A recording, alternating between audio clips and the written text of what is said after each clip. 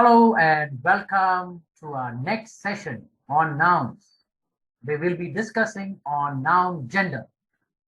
Well, while speaking, we mention the name of the person or animal, and sometimes we either have to mention whether it's a male or a female.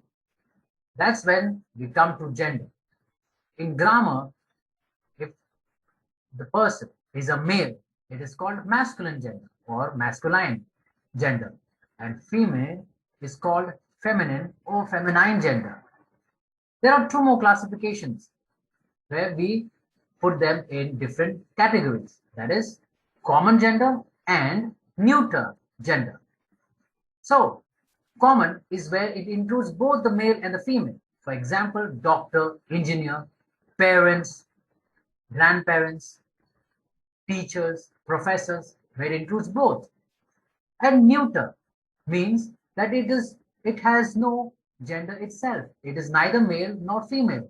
Usually, this includes non-living things like table, chair, pen, pencil, paper. So let's examine some of genders before we move ahead. All right. So let's first start with the neuter and we can finish it off. Neuter, that is to the right side of the screen on this slide. Neuter means it has no gender itself. It's neither male or female. That is like, for example, table, chair, pen, paper, book, car, TV, radio, board, mobile, glass, all non-living things. All right, so now we have taken care of the neuter gender. Let's come down to the main ones. That's masculine, feminine, and common. All right, so in masculine, it's man, feminine, woman, common can be human, person, people. Father, mother, grandparents, or grandfather, grandmother, grandparents. Husband, wife, spouse, or partner. If you have a son, then you have a daughter, and if you include both, then they could be your child, your offspring, your progeny, or children.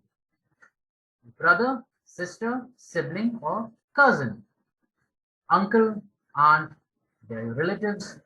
If they are from your mother's side, they are your maternal relatives, and if they are from your father's side, they're your paternal relatives.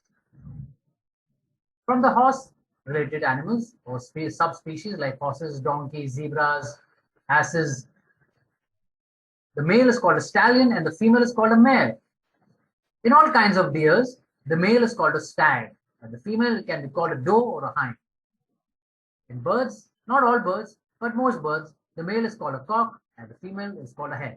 So if it's a peacock, it's a male.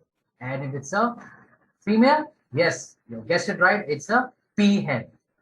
In all big and heavy animals like elephants, rhinos, hippos, whales, camels, the male is called a bull and the feminine is called a calf. For insects as well, if you look at ants, bees, or wasps, the male is called a drone and the female is called a worker. So let's move ahead. Sometimes genders can be extended to non-living things as well. Objects which are noted for their beauty, grace, gentleness, kindness, admiration are treated as feminine gender. For example, moon, earth, spring, autumn, nature, mercy, peace, hope, charity. Ships and countries are treated as feminine gender as well. Titanic sank on a maiden voyage. As a mother, India is always cared for us. The moon has hidden her face behind a cloud. Spring has spread a mantle of greenery over the earth. Peace has her victories more renowned than war. So, Titanic is given a female version because she keeps the people inside her stomach. We call Mother India because she looks after us. The moon can be shy sometimes. Spring brings with it food and lot of greenery. And peace is always noted for its beauty and for what it brings. Given a female aspect. Let's move ahead. The male gender. Sometimes gender can be extended to non-living for men as well, for male, which are for objects noted for their strength, aggression, strictness, are treated as masculine gender. Sun, summer, time, winter, death are just one of those examples. The sun casts his beam on the rich and poor alike.